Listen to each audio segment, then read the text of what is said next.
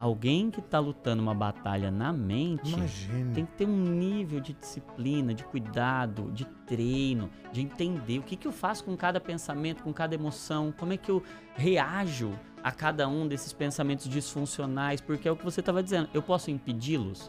Não. E devo impedi-los? Não. Eu tenho que fazer acolhê-los como Uhum. pensamento, não como verdade. Entender que eu não sou o pensamento, eu sou o pensador. Isso muda tudo. Eu sei, isso é só um pensamento. Eu não sou o pensamento. Eu sou o pensador. Os meus pensamentos, eles seguem narrativas que já estão construídas. O quem disse. O que eu tenho que fazer? Eu tenho que identificar cada pensamento agora, enxergar o que tem de verdade, o que tem de engano. Como que eu O sei? que é Quem verdade, disse? trabalhar em cima. Exato. Parte do processo que eu vivi e que eu me conecto também, porque quando você vive algo, parece que você tem a facilidade, a Uhum. sensibilidade de perceber a mesma coisa na vida da pessoa. Sim.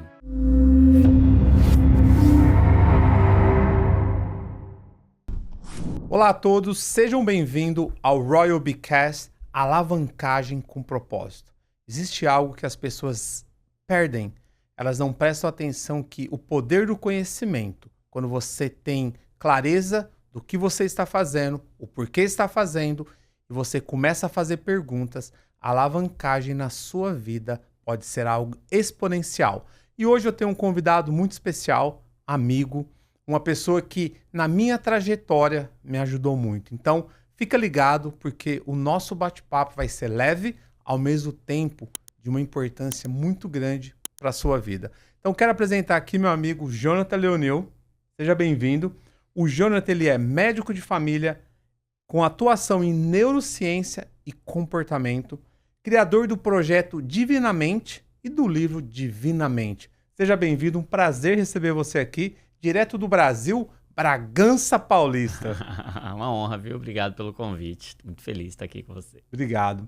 Queria começar, primeiro fala um pouquinho da sua jornada Brasil e o que trouxe você aqui nos Estados Unidos, né? Que é algo que você tem vindo bastante, mas conosco aqui, né? É um prazer ter você aqui mais uma vez. Entregou muito essa semana aqui numa palestra e impactou muitas vidas. Então, fala um pouquinho de você agora. Sim. Bom, eu sou marido da Jéssica, tenho 3 lindos filhos, a Maria, a Lívia e o Israel. E o Senhor tem me dado o privilégio de transitar nesse universo da fé e da ciência e proporcionar uma costura, né? Foi um caminho do Senhor mesmo, porque eu penso que uma das definições de doença, a gente quer entender o que é doença. Eu sou Uhum. médico, então entender o que é doença, para mim, é uma prioridade. E uma das definições de doença é separação, é fragmentação. Uma parte se separa da outra. Isso é o que Uhum. define uma ferida, por exemplo. E o que eu percebi é que a nossa forma de enxergar a realidade, ela tá ferida, ela tá fragmentada. Porque ou a gente enxerga pelo prisma da fé, ou a gente enxerga pelo prisma da ciência do conhecimento. Houve uma ruptura Uhum. entre fé e ciência. E essa ruptura tem adoecido muita gente, porque a gente enxerga uma realidade fragmentada, fracionada, pedaços de realidade. É como se a gente quisesse curar pessoas vivendo num laboratório de anatomia. O que tem lá no laboratório de anatomia? Um monte de pedaços de peças anatômicas, de corpos. São ali, uma peça é perna, outra peça é braço, outra peça é cabeça. A gente está tentando entender o ser humano quebrando em pedaços. E aí ninguém está conseguindo entender o ser humano direito. Por isso que a gente está vendo esse colapso emocional Uhum. que a gente está vendo. Porque é um monte de fragmentos tentando se entender. A gente entende bastante de pedaços? Entende. Mas para entender a vida, tem que costurar, tem que suturar, tem que ver de forma inteira. E aí, a jornada do Divinamente é essa jornada de integrar o divino com o humano, de olhar para o ser humano, entendendo todas as suas dimensões, entendendo quem ele é à luz da sua fé, mas quem ele é também à luz da sua natureza biológica humana. Então a gente tem feito esse caminho, tem sido uma jornada tanto acadêmica quanto assistencial. Então todos os componentes relacionados a atendimento clínico, nós temos tido o privilégio de participar, de compor uma equipe, de construir uma equipe que atenda pessoas de forma inteira, com ciência, com fé, mas também com esse polo acadêmico, treinando pessoas, preparando pessoas, formando não apenas profissionais, mas formando pessoas mesmo para serem inteiras, porque eu entendi que funcionar bem é um sintoma de estar saudável. Muito do que a gente percebe de dificuldade, por exemplo, com negócios, com empreendedorismo, com a alavancagem, com o propósito, vem de uma mentalidade quebrada, de uma mentalidade adoecida. O que você diria que talvez é o motivo maior? Por quê? Quando eu olho algumas situações que eu vivi, tá? Vou falar do que eu vivi porque fica mais fácil. Até então, eu não tinha clareza, a minha percepção baixíssima. E o que eu usava? Eu usava o conjunto de informações do que me passaram. Independente se era verdade ou não, se era besteira, é o que eu tinha. Depois que você desconstrói isso, você separa, começa a colocar as coisas no lugar, começa a ter a própria percepção, que eu defendo muito. Para de ficar percebendo as coisas somente pelo que falaram que você era, que você podia. Começa você ter a percepção. Você acha que... Aí fica mais fácil quando você começa a ter as suas percepções. Exato. Mas parece que eu demorei tanto tempo. Assim, acho que tem 4 anos que eu posso falar que eu tenho uma percepção aguçada. Eu oro por isso, e quando eu tenho a oportunidade de dar um conselho, eu falo assim, aguce a sua percepção. Tenha intimidade com a clareza. Não seja... Tem a música do Zeca Pagodinho, Deixa a Vida Me Levar. Cara, essa música eu peguei ódio dela. Até então, pra mim, não tinha, é indiferente. Sim. Hoje não. Peraí, como assim Deixa a Vida Me Levar? Não faz sentido, não. Eu coordeno, né? Eu tenho que ter coragem de assumir.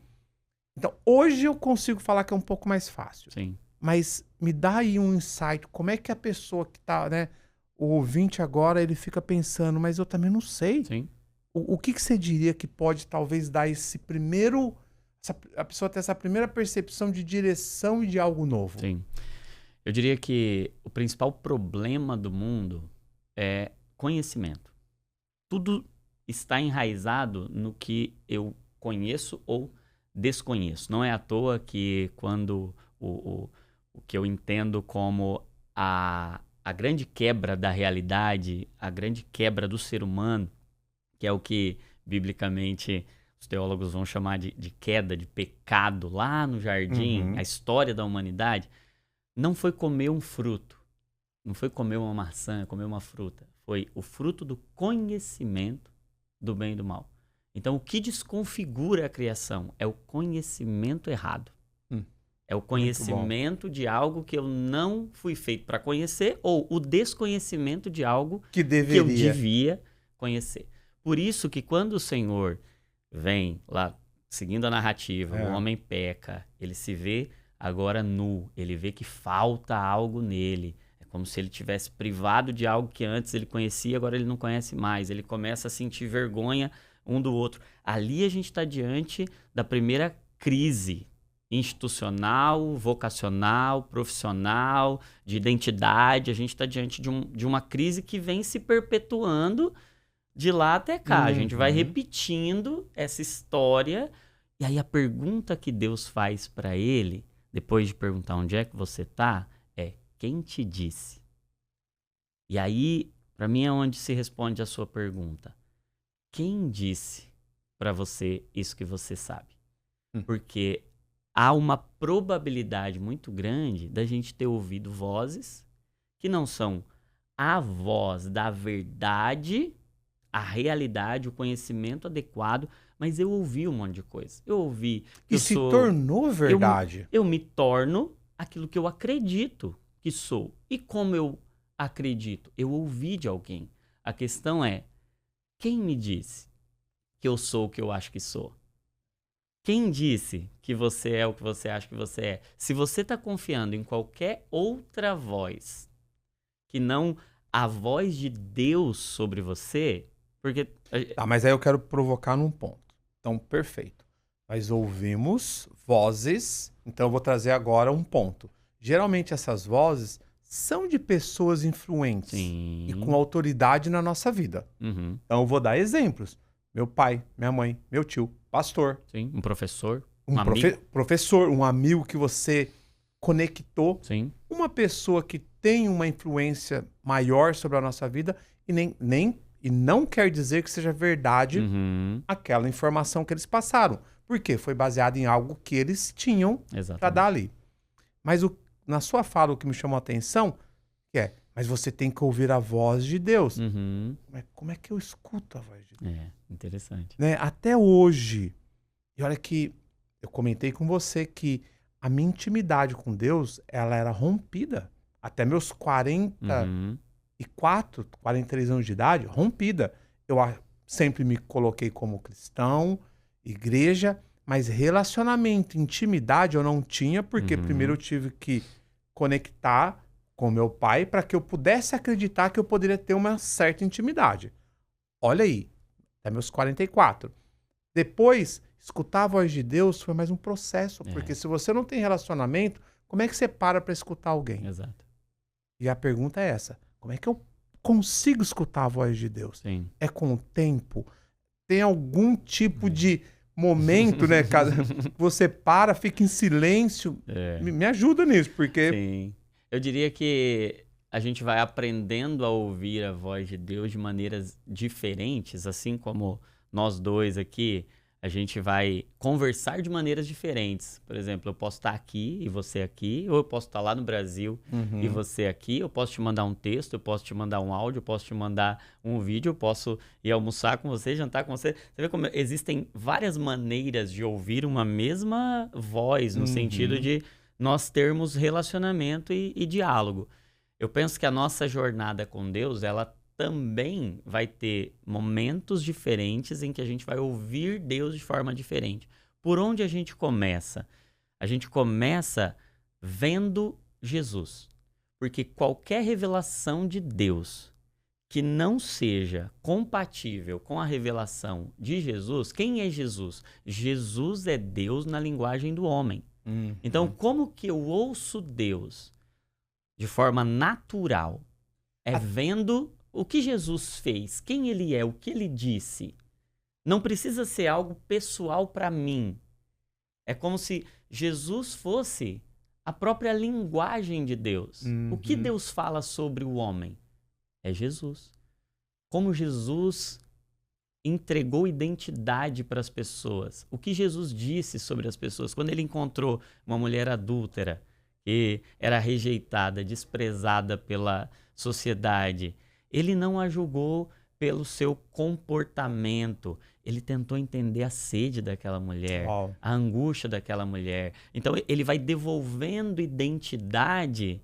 E até aquele episódio da outra mulher, da adúltera, que foi flagrada num adultério e todo mundo queria apedrejá-la, Jesus começa a escrever, e eu acho tão lindo isso, né? Porque ele escrevendo na terra, a gente não sabe exatamente o que ele escrevia, mas a conclusão daquilo é que Jesus está dizendo assim, ninguém te condenou porque eles não tinham direito de te condenar e eu também não te condeno. Ele estava redefinindo quem aquela mulher era, dizendo assim, quem te disse que você é condenada? Quem te disse que você não tem valor? Quem te disse que acabou para você? Eu estou dizendo algo diferente sobre você. Então, ouvir Deus é ouvir o que Deus diz ao homem. E o que Deus diz ao homem? Quem é o homem Deus? Jesus. Jesus é essa revelação. Por isso que a gente fala de divinamente, que é aprender a pensar e sentir como Jesus. Jesus é o homem saudável, é a mente saudável.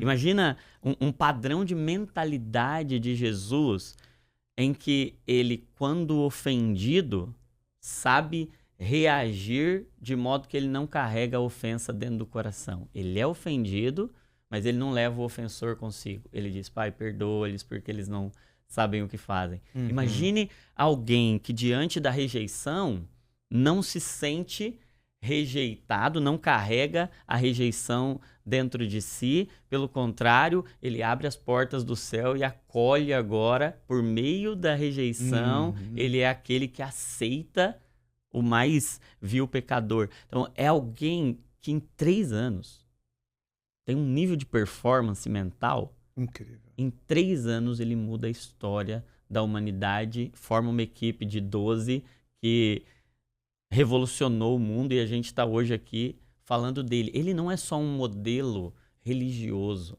Jesus é um modelo de homem.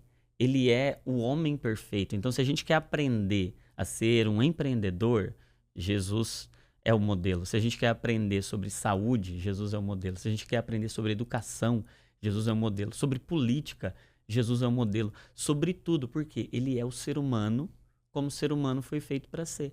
Então, toda a revelação de Deus passa por Jesus. Quer ouvir Deus? Conheça Jesus. Ouça Jesus. Estude Jesus. Né? Não, sensacional. Quero voltar num ponto aqui que conecta com o que você falou. Na sua palestra, no seu podcast, gravações, você mencionou que a mente mente. Tá? Então, o que você poderia trazer como, não sei se seria uma estratégia, tá? Eu tenho uma estratégia que eu tento ser muito rápido para fugir de alguns pensamentos. Identificar rapidamente. Eu não consegui. Se tiver, me fala. Eu não consigo falar. Você não vai pensar sobre tal coisa. Eu não consigo. Não dá. Vem, e aí eu trabalho o tempo que ele vai durar. O que você diria pra gente poder, de verdade, quando for atacado, né? Com pensamentos que não faz sentido. Sim. Porque se eu fosse anotar, se tivesse aqui um chat GPT aqui, eu falasse, olha, puxa o histórico do Lúcio, de todos os pensamentos que passa na cabeça dele. Das distorções. Nos últimos 7 dias. Cara, 80%, 90% você ia falar, meu, como isso é ridículo. Como é que você pensou tudo isso? Então me fala, como que a gente pode, assim, talvez o início de uma cura para quem, assim, eu converso com muitas pessoas e o pensamento descontrolado, ele leva a pessoa para um nível tão fora de si que para ela voltar, meu Deus do céu, ela vai ter que ser uma jornada, uma desconstrução. O que você diria que talvez possa ser um remédio? Sim, um remedinho para a pessoa falar assim, que legal, eu tô tendo mais consciência. Eu acho que a mente, como você estava dizendo, a mente, ela é uma fábrica de pensamentos. E ela fabrica pensamentos a partir de 2 coisas, memória e imaginação. Então, eu tenho memórias e a partir das memórias eu projeto cenários, são as minhas imaginações. Então, nem todo pensamento vai ter sentido de acordo com a realidade, mas ele tem alguma história baseada nas memórias e nas imagens que foram criadas dentro de mim. Quando eu entendo que eu não sou um filtro confiável, por isso que eu estava falando, eu tenho que ter alguém confiável para me dizer quem eu sou. Porque se eu entendo que a mente mente, a minha mente, a sua também mente, a da minha esposa mente, a do meu pai mente, a da minha mãe mente, e não é que eles estão mentindo para mim, é que eles também são enganados e enganosos assim como eu. Não é intencional que a gente mente pra gente, que a nossa mente mente. A gente está enganado. Então, assim como eu, para eu saber que algo está errado, eu preciso conhecer o certo. Então, por exemplo, eu sou médico. Para eu saber que tem algo errado, eu vou fazer um exame. O exame sempre é uma comparação. Pega lá o valor de referência e pega o meu valor. Você faz lá um hemograma, tem lá, hemoglobina, tá? 13. Valor de referência é de 12 a 15. Você fala, opa, tô dentro da referência. Eu comparei com algo. Esse algo é o referencial. Então, Eu não posso dizer, minha hemoglobina tá 8, mas é assim mesmo. Eu sou assim. Minha hemoglobina é essa. Eu não posso ser o padrão, o meu padrão. Eu preciso de alguém ou de uma referência que vai me dizer, é assim. Esse é o normal. Essa é a saúde. Por isso que quando eu tiver qualquer pensamento, eu não posso acolhê-lo como verdade.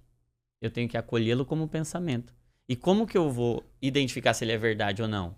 Comparando com a referência, comparando com o outro. Tem uma frase aqui, ó. Quando a mente se torna a única referência da identidade, as memórias passam a definir um futuro que talvez nunca tenha sido verdade. Exatamente. Faz sentido? Totalmente. Ou seja, a única referência é o que... É o que eu experimentei. Só que o que eu experimentei, seja através de mim ou através dos meus antepassados, é um fragmento de realidade. Não é a realidade. E aí, lembra que lá no início eu dizia que o grande problema é a fragmentação? O que é o reducionismo? É definir o todo através de uma parte. Eu pego um pedaço. Então, teve um episódio na minha vida em que eu fui rejeitado. Isso é uma parte. Qual que é o meu problema? É que eu defino um todo a partir de uma parte.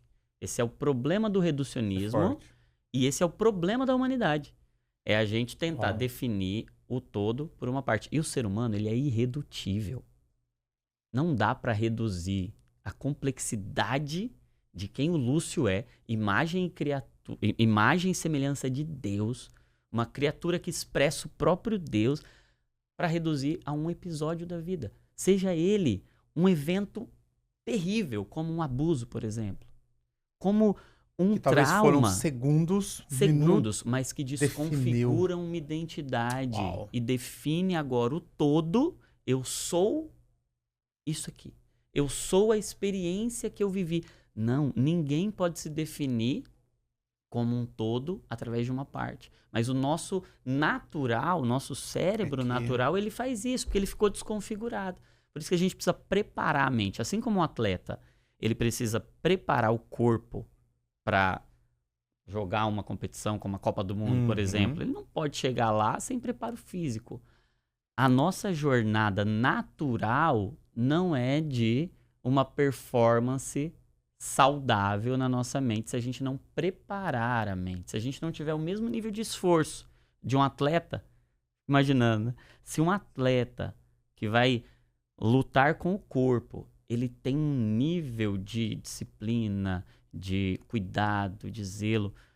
Alguém que está lutando uma batalha na mente tem que ter um nível de disciplina, de cuidado, de treino, de entender o que eu faço com cada pensamento, com cada emoção, como é que eu reajo a cada um desses pensamentos disfuncionais, porque é o que você estava dizendo. Eu posso impedi-los? Não. E devo impedi-los? Não. O que eu tenho que fazer? Acolhê-los como pensamento, não como verdade. Entender que eu não sou o pensamento, eu sou o pensador. Isso muda tudo. Eu sei, isso é só um pensamento. Eu não sou o pensamento. Eu sou o pensador. Os meus pensamentos, eles seguem narrativas que já estão construídas. O quem disse. O que eu tenho que fazer? Eu tenho que identificar cada pensamento agora. Enxergar o que tem de verdade, o que tem de engano. Como que eu sei? O que é verdade, quem disse? Trabalhar em cima. Exato. A parte do processo que eu vivi, e que eu me conecto também, porque quando você vive algo, parece que você tem a facilidade, a sensibilidade de perceber a mesma coisa na vida da pessoa. Sim. É incrível. É o idioma que você fala, você é fluente. Você tá aqui, ó. Eu não tenho dificuldade para sentir a dor de alguém. É de onde você veio. Exato. No início, hoje eu diria que melhorou e muito. Mas no início, eu não tinha coragem de conversar e ser verdadeiro comigo. Então, como é que era a conversa? Né? Eu me considero um estrategista. Então, imagine, como é que você senta com você? Imagina, você tá aí, fosse o Lúcio.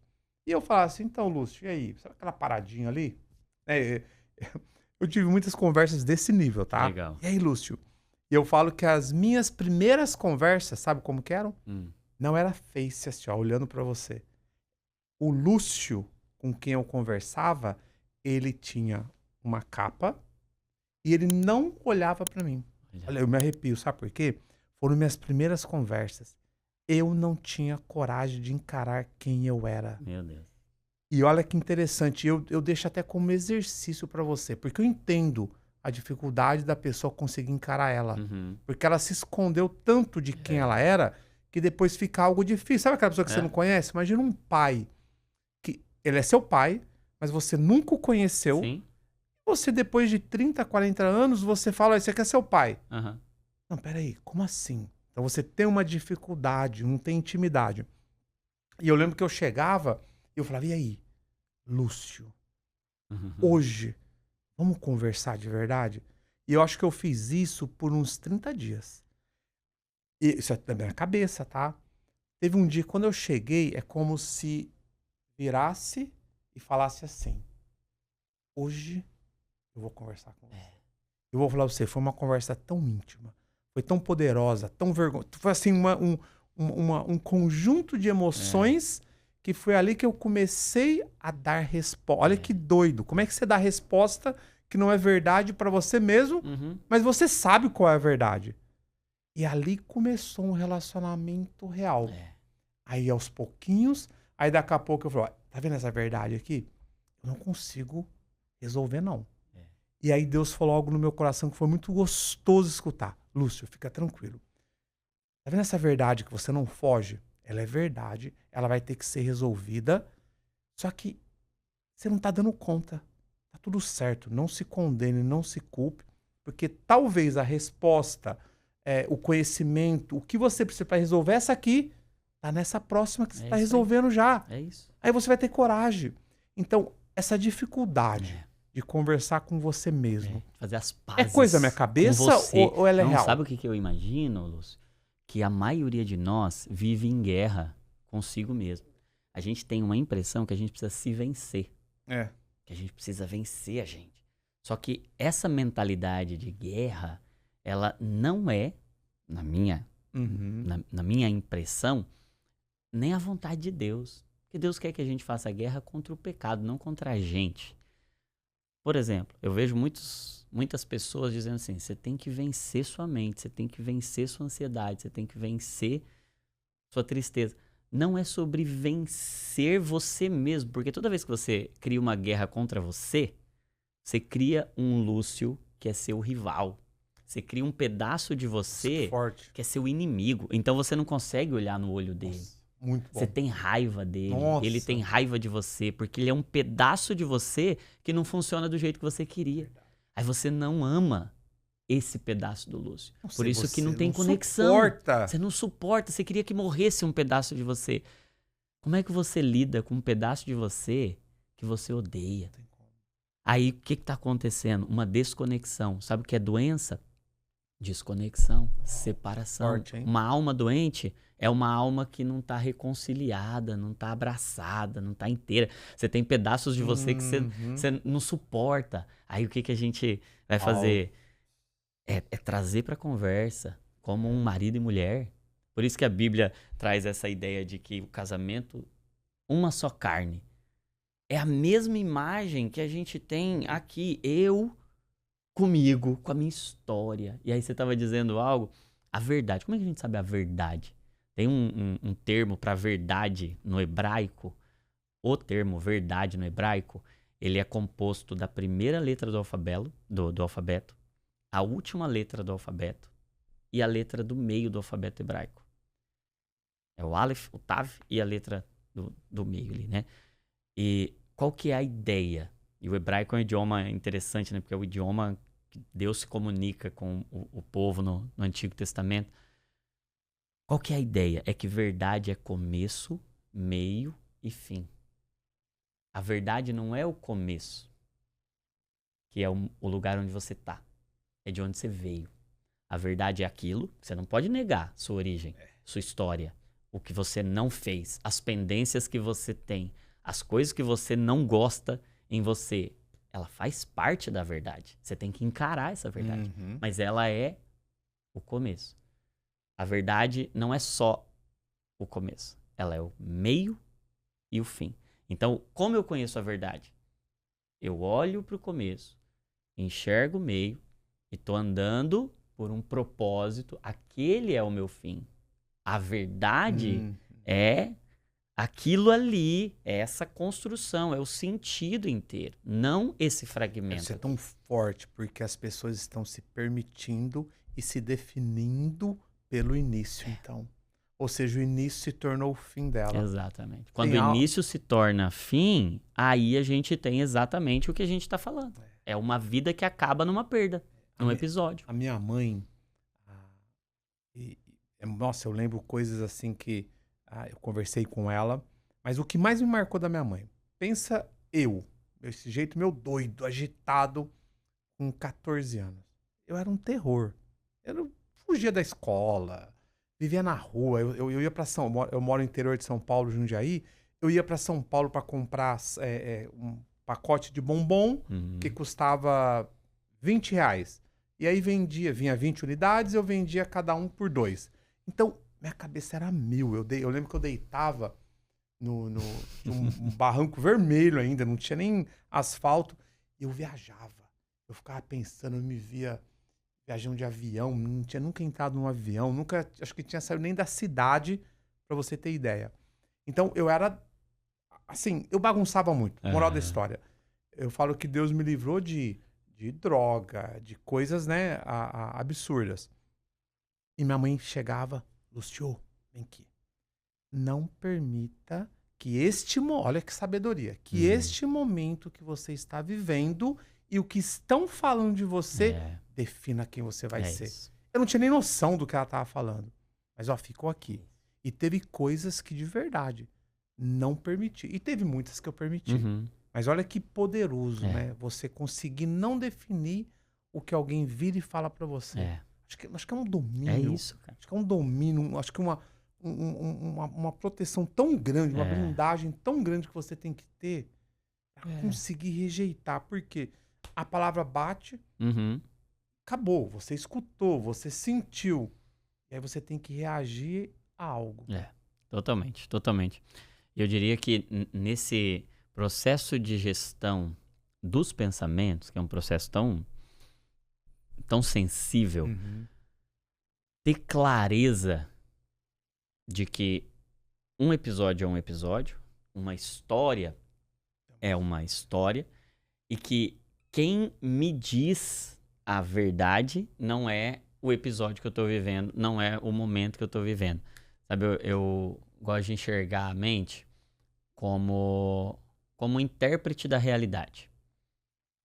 O cérebro está o tempo todo tentando interpretar os ambientes, tentando ler a realidade, tentando ponderar. Até a palavra pensar, ela vem do original pesar, por isso que a palavra é parecida.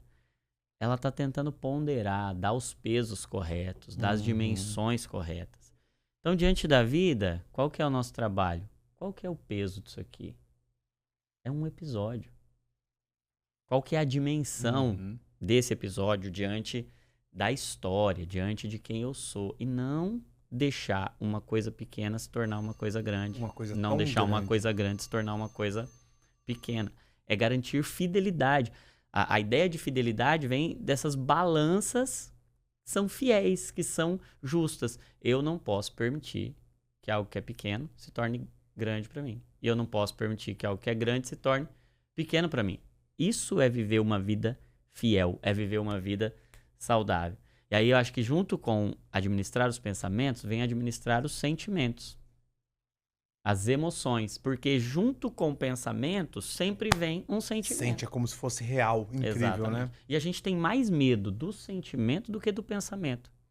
Porque o pensamento, ele é uma ideia, o sentimento é uma experiência. Toda vez que eu sinto, eu posso pensar um monte de coisa. Só que o pensamento está aqui. Onde que eu sou afetado? É quando eu começo a sentir algo por causa daquele pensamento. Porque aí deixa de ser uma ideia, uma imagem, e se torna uma experiência. Eu estou sentindo uma angústia, eu estou sentindo um aperto no peito, estou sentindo frio na barriga. Isso é tão real. Tô sentindo medo, estou sentindo raiva. E aí lidar com o sentimento é mais difícil do que lidar com o pensamento. Porque lidar com o pensamento, eu digo, é verdade ou não é verdade? Isso é pequeno ou é grande? Lidar com o sentimento, agora aquilo lá tá me esmagando. ela tá me oprimindo, tá me apertando, eu não consigo falar o que eu tinha que falar, eu me calo, eu me escondo, eu fujo. Exatamente. Ele tá mexendo, o sentimento, porque o pensamento mexe com a mente, o sentimento mexe com o corpo. Meu corpo reage a isso. E aí, uma regra assim, simples para quem tá nos ouvindo, como é que eu lido com os sentimentos? Boa. Coisa rápida, simples, 4 passos. Básico. Simples, a base. Técnica NASA. N. Nomear. Tá. Primeira coisa, o desconhecido é o nosso verdadeiro problema. A gente tem medo do desconhecido. Então, quando eu não sei o que está acontecendo comigo, eu já estou perdendo a batalha. Como que eu começo? Vamos dar nome para os bois. Vamos dar nome. Vamos ter coragem, vamos ter coragem de colocar no papel. Cara, o que eu estou sentindo? É medo? O que eu estou sentindo? É raiva? O que eu estou sentindo é tristeza? É angústia? Mas sabe qual é o problema? A gente não foi educado para lidar com sentimentos. A gente não tem repertório, vocabulário para identificar. Cara, o que eu estou sentindo aqui? A nossa educação emocional ela foi muito pobre ao longo da história. A gente não fala sobre isso, a gente não estuda isso, a gente não ensina isso, porque a gente não foi ensinado também. Então, aprender sobre sentimentos, que sentimento é esse? Que emoção é essa? Ter um vocabulário. A gente tem até um projeto de fazer um emocionário, né? Existe já um emocionário, que é um dicionário das emoções. Cara, o que é cada emoção? O que ela está comunicando? Qual é o sentimento que eu tenho? O que acontece no meu corpo? E como que eu reajo a cada uma dessas emoções? Primeira coisa, simples, dá um nome. Tá? Pode ser o nome que você consegue dar. Não precisa fazer sentido, mas só dar nome. Cara, qual é o nome disso aqui que eu estou sentindo? Da melhor forma que eu posso fazer. Segundo, o A do NASA. Acolher essa emoção. Não é brigar contra ela. Não é tentar vencer. Eu brigava, eu expulsava, eu rejeitava. E é onde eu não tinha ela coragem, gruda mais. Me perturbava mais. É como se fosse eu. Quando eu fazia isso, eu colocava mais peso. Exatamente. Por quê? Imagina que você está com raiva. E aí você quer vencer aquilo. O que você vai sentir naquele momento? Mais raiva. Você vai liberar mais adrenalina, mais cortisol. O que o seu cérebro está fazendo? Ele está pegando aquela memória, e a memória, ela tem uma cola. Qual é a cola da memória? Emoção.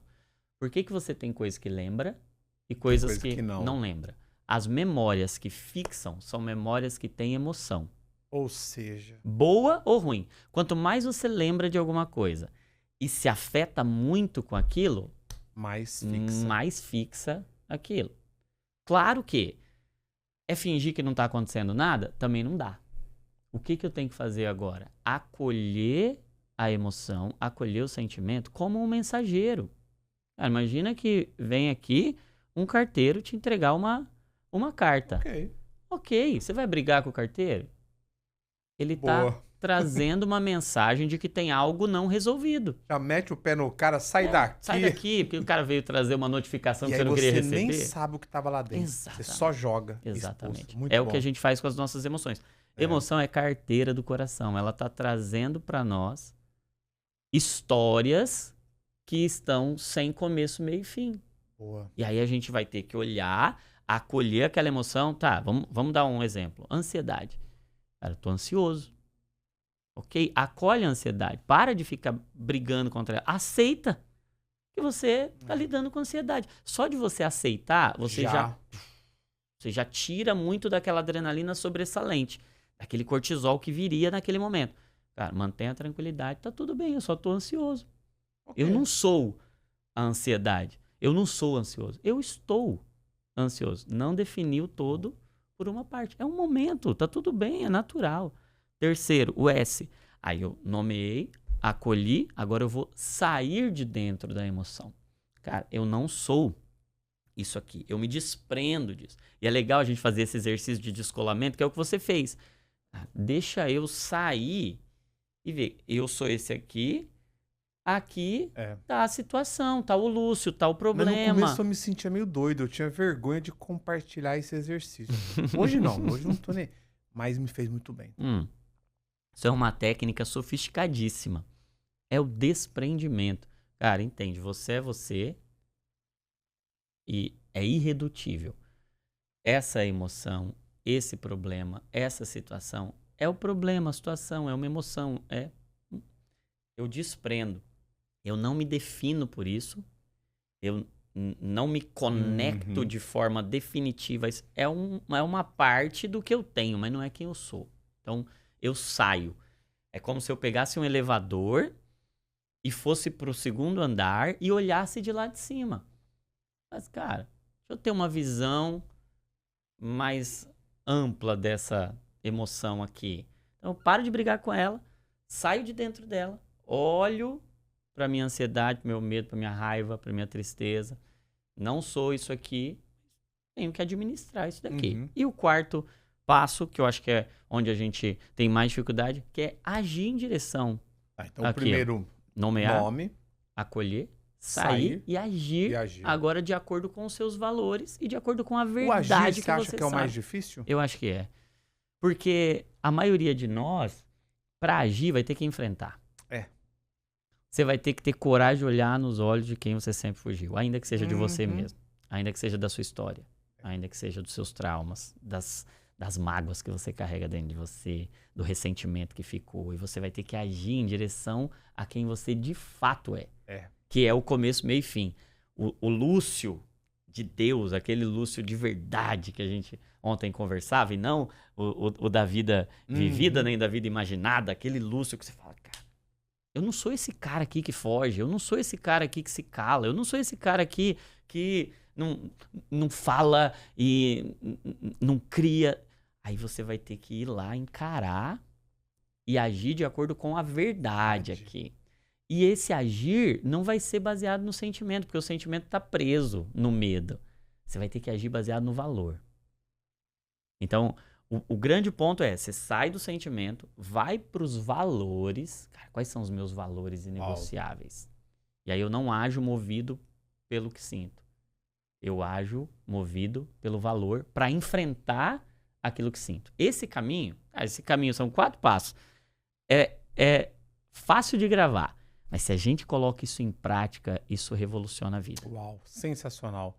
Eu ficaria aqui mais umas 2 horas, porque acho que o que estava na minha cabeça, eu ainda tenho aqui, sei lá, mais 10, 15 pontos que eu gostaria de falar com você, mas não vai dar tempo. Então, o que eu quero fazer aqui agora? É agradecer você que em 2022 fez parte de toda essa confusão que nós falamos. Gente, parece ser confuso e não é que é simples, mas depois se torna simples, eu vou confessar. Você enxerga de outra forma, você já não se torna tão pesado, porque você tem conhecimento, você tem mais clareza, você começa a saber quem você é. Então, eu queria agradecer porque lá em 2022, eu não tinha a clareza que eu tenho hoje, eu não tinha percepção. Eu sabia mais do que falar o que eu seria, o que eu poderia ser, do que de verdade o que Deus falou sobre mim. Então, foi uma desconstrução para nascer uma outra pessoa. E aí, um dos pontos que eu fiquei também muito feliz, porque você fez o prefácio desse livro. Então, para quem não conhece o livro, na verdade, não era para ser um livro, era para ser algo escrito, porque é um exercício que eu recomendo para todos também, escreva. Se você não tem coragem, e aí o outro é você conseguir verbalizar para alguém que vai te ajudar, mas até então eu não tinha coragem. Sim. Então eu escrevia ali, e outra coisa, eu pegava aquele caderno, guardava já mais do que dinheiro, tudo. Se alguém pegar esse caderno, eu tô lascado. E na verdade nada, porque hoje eu falo de tudo que eu vivi, mas o nível de consciência que eu tinha naquela época... Dava medo. Não tinha condição. Então eu sei o que a pessoa tá passando. Então, queria agradecer aqui. Eu que agradeço, foi um privilégio poder fazer parte disso. Porque foi importante, tá? Eu falo que o Lúcio daqui, ele não existe, assim, a forma de pensar, ele renovou, ele se adaptou. E acho que essa é a beleza de você estar conectado com você, com Deus. Porque Deus tem tanto para nós. E eu vejo que eu vivia tão pouquinho. Muito pouco. Era um fragmentinho Eu ainda do tô Lúcio. num processo. Mas hoje eu já vivo muito mais do que eu vivia, né? E aí nasceram outros livros, que eu não vou nem mostrar aqui agora. Aqui, ó, Aí, nasceu Autogestação. Lembra? De um cara arrebentado, que de verdade, aqui eu estava arrebentado. Nasceu, teve coragem de cuidar dele primeiro, depois começou a cuidar de outras pessoas, e aí seguiu, e vai ter mais... Aí teve Remissão de Tempo, eu não tenho ele, mas eu gosto muito. Vai nascer, já está pronto, que é o Convergência, que eu vou lançar daqui uns 2, 3 meses. A gente está em fase de revisão. Convergência. Isso aí veio no meu coração, Lúcio. Pega tudo que você viveu. E vai ser uma ficção? Então, tá no meu coração... Tá no meu coração de ser algo que mexa com a cabeça. Eu não sou normal, né? Eu não sou muito normal. Porque então, eu acho isso incrível, assim, cara. Porque a gente se conecta com histórias. Com história. A nossa mente é feita das histórias. E não tem nada demais, porque tudo que eu falo conecta com todo mundo, porque é uma vida que todo mundo vive, né? Sim. Mas eu queria também que você falasse um pouco dos seus livros, antes da gente encerrar. Sei que você tem aí Salmoterapia, minha esposa já escutou muito. Divinamente. Não, você tem... Não, são 2 do Salmoterapia? É o volume 1 e o volume 2. Fala um pouquinho. Né? Qual que nasceu primeiro? Nasceu primeiro Divinamente. Divinamente. Que é um manual, um guia para aprender a pensar e sentir como Cristo. E aí tem tudo que a gente estava conversando Ganhei de aqui. presente, obrigado. Depois dá um feedback lá. E ele traz muito dessa nossa conversa aqui. De como a gente olha, como a gente conhece a mente, a gente passa a entender. E agora entendendo a gente pode transformar. Porque... O que a gente não identifica, a gente não modifica. Exato. Né? O que a gente não tem clareza, a gente não pode transformar. Por isso que a primeira coisa que Deus fez no mundo foi acender a luz. Haja luz. Sem luz, sem clareza, é a luz do Lúcio, né? Cara, para resolver algo, para solucionar, eu preciso de luz. Então, ele é um livro que vai trazer luz para nossa mente, vai ensinar como que a nossa mente funciona, como ela foi formada para ser, como ela se tornou o que é e como a gente pode fazer ela ser o que ela foi feita para ser, né? Para a gente aprender a pensar e sentir como Cristo. Vem dessa brincadeira com as palavras divina, que é de Cristo, e a mente, e vem também de um jeito, um modo, né? Divinamente é uma maneira, é um advérbio, né? É um jeito de Jesus de fazer saúde mental, aprendendo com ele. E os salmoterapias são uma autoterapia. É um exercício para você, olhando para um salmo, olhando para um texto bíblico, extrair de lá as verdades emocionais, as verdades do nosso coração. Esse aqui esse é o aí Salmo volume 1, esse aqui é o volume 2, essa aí já é a nova identidade, né? Por isso tá diferente ali.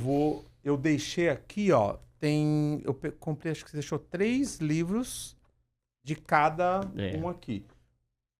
Eu vou ficar comigo, que eu quero ler, eu não tinha lido ainda.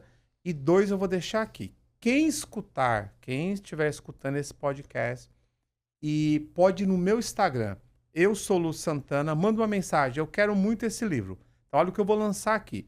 A pessoa vem, vou bater um papo com a pessoa aqui no podcast, e eu vou dar de presente o livro. Então, fica aí, ó. Quem tiver Muito bom, muito bom. E ele tem muito a ver com esse processo que você estava mencionando, porque o que ele propõe? Que em cada salmo a gente tenha um encontro com uma dor do nosso coração. Por exemplo, o Salmo 18 é um salmo para tratar o medo. Então, a gente vai, a partir do salmo, ter coragem de olhar para o medo, porque os salmos são isso. Você vê que o salmista...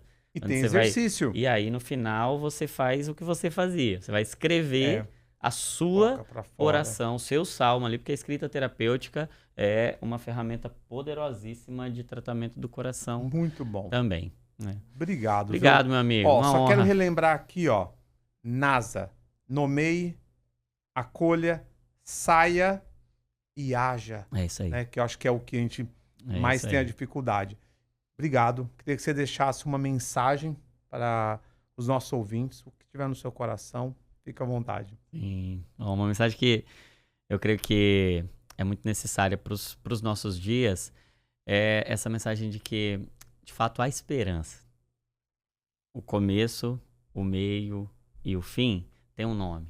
Por isso que eu falo do divino, da divinamente, porque o único que pode, inclusive, dar sentido para a morte, foi o único que, ao longo da história da humanidade, enfrentou a morte. Ele não fugiu dela. Ele agiu diante da morte. Ele morreu. ele ressuscitou. E agora nós temos esperança até para situações mais caóticas e críticas. Então, quando que a nossa saúde mental quebra? Quando a gente perde a esperança. Por isso que Hebreus vai nos dizer que nós temos a esperança como âncora da alma. Então, a mensagem que eu diria para você é não perca a esperança. Ainda que esse episódio da história seja um episódio muito ruim, e a gente não nega a realidade. É um pedaço da história, é um fragmento da história. A história tem começo, tem meio e tem fim.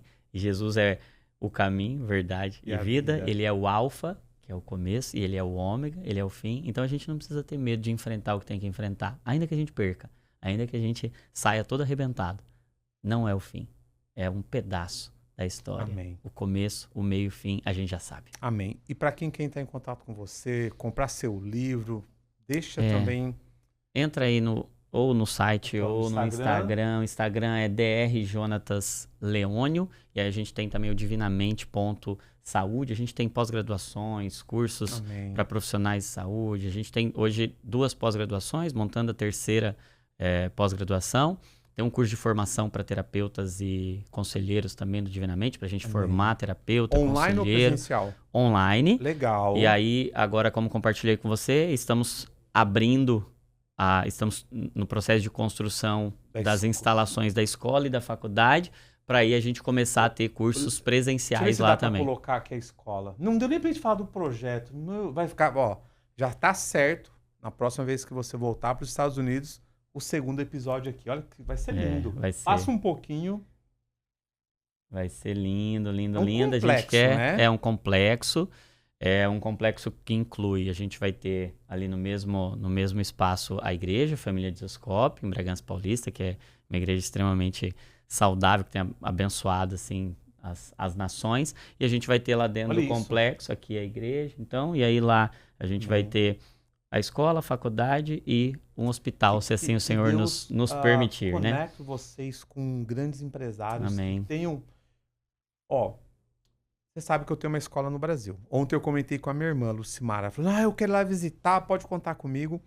A nossa escola é muito menor do que a que você está construindo. Nós temos espaço para 500 alunos. E eu sei, porque não é só sobre o negócio em si, é propósito. mas é a visão, a mensagem que nós queremos levar ali dentro. Então, não é fácil. Se você não tiver pessoas que financeiramente... Ontem você falou algo importante. Pô, a gente já tá começando de novo. Pô, outro podcast. Não, vamos parar aqui. Mas ontem você falou algo sobre recursos. E a gente Deus quer salvar os recursos também. Deus quer salvar não os só as recursos. pessoas. Então, tá aqui o tópico para o próximo podcast. É isso aí. Deus quer salvar recursos. Isso foi muito forte. Eu o gravei propósito dele. E eu saí dali falando, Deus, quais são os recursos que eu não estou vendo e que eu estou deixando para trás que poderia potencializar, alavancar o seu propósito. Então, Jonathan, obrigado. Deus abençoe. É uma honra muito grande. Que bate-papo gostoso. A gente continua no próximo. É isso aí. Obrigado.